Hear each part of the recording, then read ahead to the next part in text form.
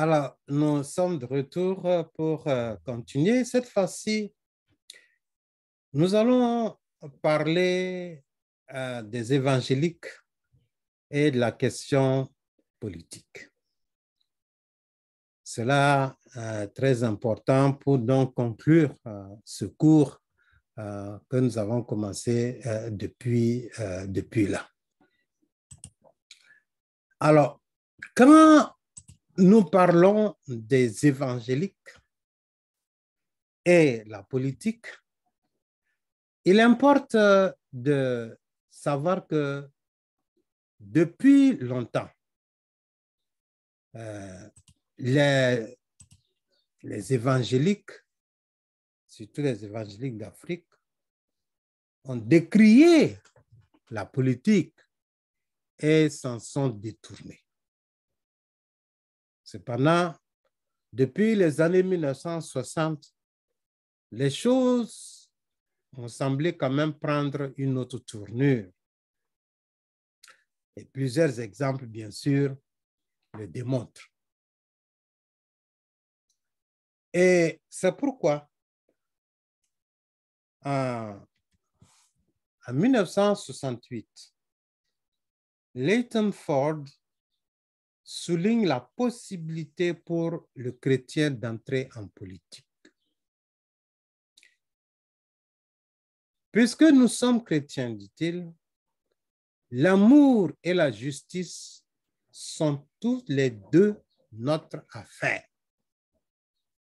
Si un politicien chrétien cherche à faire voter des lois qui favorisent plus de justice, il accomplit l'œuvre de Dieu au même titre qu'un pasteur chrétien qui cherche à gagner les âmes perdues au Christ.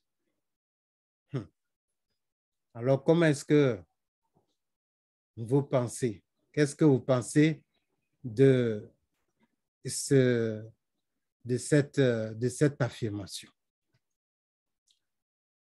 Donc, il est ici clair, n'est-ce pas, que tout chrétien peut s'engager en politique. Et je pense qu'aujourd'hui, cela ne s'ouvre pas de débat, puisque nous voyons des chrétiens qui sont des hommes politiques. Dans nos pays, nous le voyons. Et nous voyons des chrétiens qui sont des ministres, nous voyons des chrétiens qui sont des députés. Donc, cela ne nous étonne pas, mais avant, c'était difficile de penser à ça. Et il est toujours bien de voir un peu ce que nos textes historiques disent. La déclaration de Lausanne en 1974 stipule ceci.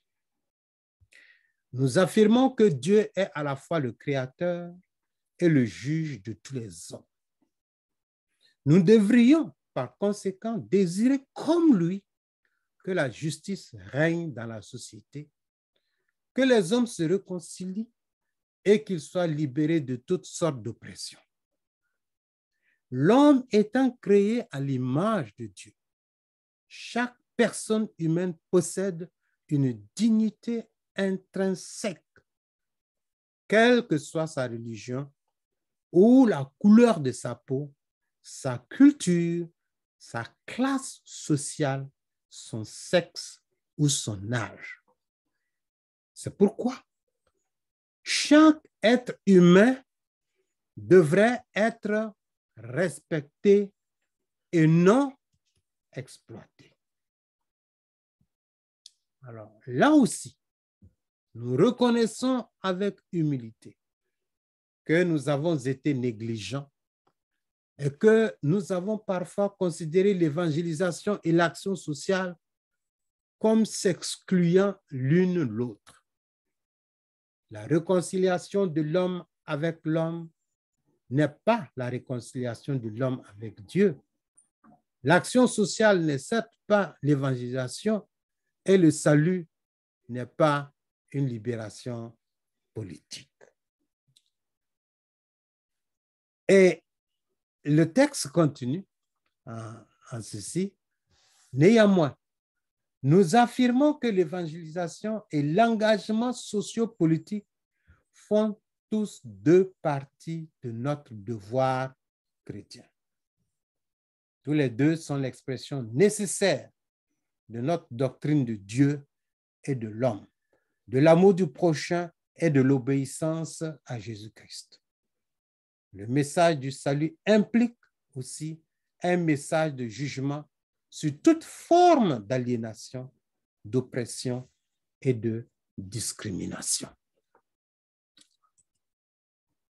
En continuant, le texte dit, nous ne devons pas craindre de dénoncer le mal et l'injustice où qu'ils soient.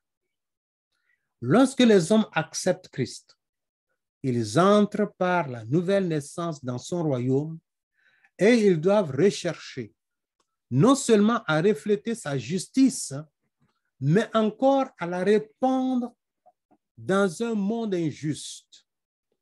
Le salut dont nous réclamons devrait nous transformer totalement dans notre façon de répondre à nos responsabilités personnelles ou sociales. La foi sans les œuvres est morte. Et cela, bien sûr, ce texte émane de la rencontre, n'est-ce pas, sur l'évangélisation à Bogota en 1900, ce texte émane donc de Lausanne, 1974. Et voici, à Bogota, en Colombie, en 1969, il était dit ceci, le Congrès d'Amérique sur l'évangélisation décide qu'une évangélisation authentique ne peut pas négliger de s'intéresser au contexte politique et social dans lequel elle a lieu. Et continuons toujours avec cette question de politique. Voici ce que John Stott relève.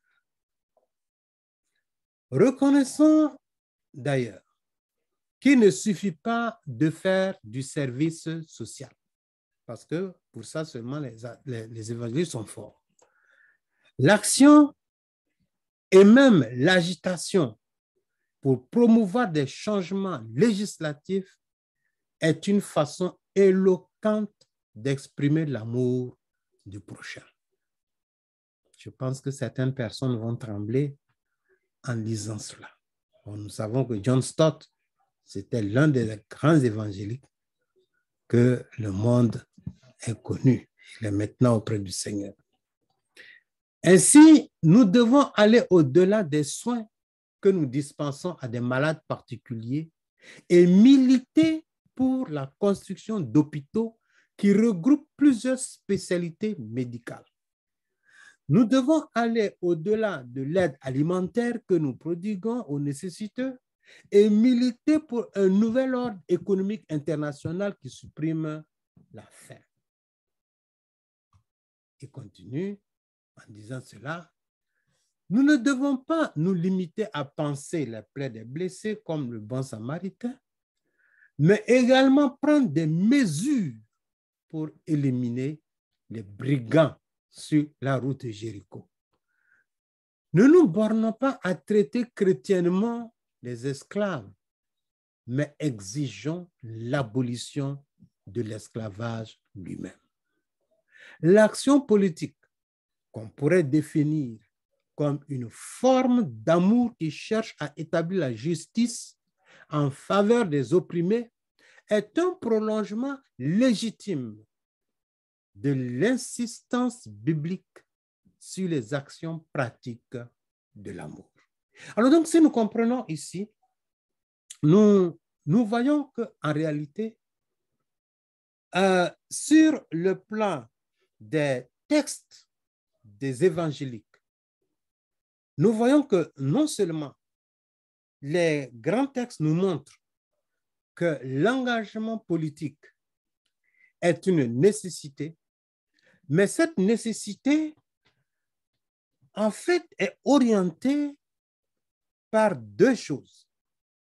Premièrement, par l'amour. Or, nous savons que l'amour, c'est le plus grand commandement. Il faut que, à cause de l'amour du prochain, nous nous engageons non seulement à poser des actions individuelles, collectives, pour enrayer certains maux, mais aussi lutter de telle sorte que les structures ou les lois qui n'aident pas à aider les gens, qui n'aident pas à sortir les gens d'une certaine exploitation, de certains maux, que nous puissions lutter à ce que des lois qui peuvent être bénéfiques pour le bien-être des hommes puissent être votées. La deuxième des choses, c'est la justice. Nous vivons dans un monde où l'injustice se vit même là où on parle de justice. Et le chrétien et l'Église, qui constituent la colonne de la vérité, doit justement travailler dans le sens de la justice. Devenir en quelque sorte la voix des sans-voix. Devenir la voix qui dénonce l'exploitation, qui dénonce toute oppression et qui travaille dans le but d'établir une meilleure justice. Cela est capital. Le monde dans lequel nous vivons aujourd'hui appelle l'Église. Appelle l'Église parce qu'en réalité, nous sommes devant des faits où nos gouvernants, quelquefois, mus par une philosophie païenne, mus par une philosophie mondaine, dirais-je, se conduisent de manière à se remplir les poches, se conduisent de manière à s'enrichir au détriment de ceux-là même qui les ont placés là où ils sont. L'Église doit être apte. L'Église doit être cette conscience qui interpelle. L'Église catholique fait le mieux qu'elle peut. L'Église catholique s'est organisée de telle sorte que quand il y a des maux sociaux, quand il y a des lois qui doivent être votées, l'Église est au courant. Et un certain nombre de spécialistes réfléchissent en vue de donner la position officielle de l'Église. Mais qu'en est-il des évangéliques? Qu'en est-il de ceux-là qui se disent les fils de la réforme?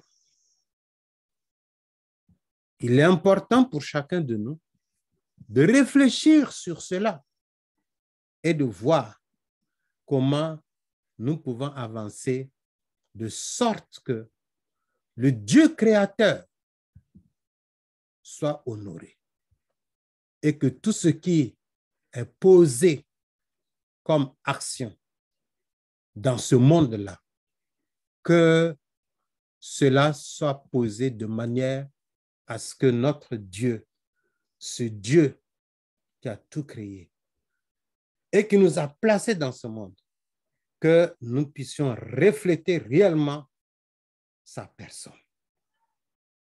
De lui émane, comme on l'a dit, toute source de pouvoir. Et si nous sommes ses enfants, ça veut dire que nous avons la vraie version de comment ce pouvoir doit être exercé. Et si nous avons cette vraie version, il nous revient de l'exprimer ou de le vivre de telle sorte que les gens puissent voir où se trouve la vérité. Il ne faut pas être comme cette lampe allumée qu'on met donc sous le boisseau. Mais nous devons, à cause de notre Père, tel Père, tel Fils. Je me demande comment est-ce que nous avons pu rater cet élément important qui émane même du caractère, de la personne de celui que nous adorons, à savoir Dieu lui-même. Alors que Dieu nous aide afin que nous puissions parvenir réellement à saisir ce que lui, il veut de nous pour que nous puissions avancer avec lui.